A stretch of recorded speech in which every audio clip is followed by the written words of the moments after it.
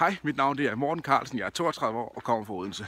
Jeg laver den her video, fordi at jeg ved, at du højst sandsynligt ikke engang har læst de statusopdateringer, som jeg har lavet på Facebook, men derimod hellere vil se en video. Og nu ser du faktisk videoen og har fanget opmærksomhed, så lad os bare se at komme videre.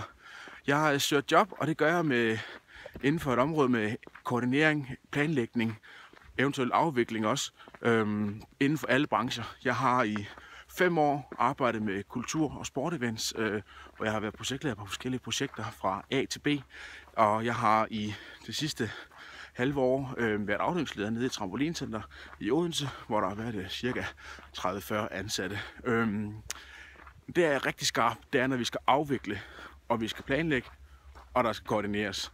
For det er virkelig der, vi får set, om arbejdet er gjort godt nok, og vi kommer i mål med de mål, vi har sat os.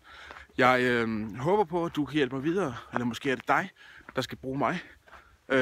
Så tøv ikke med at ringe til mig på telefonnummer, som står hernede under.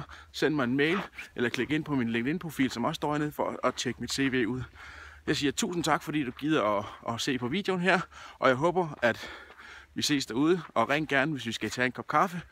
Del meget gerne opslaget. Tusind tak. Hej hej.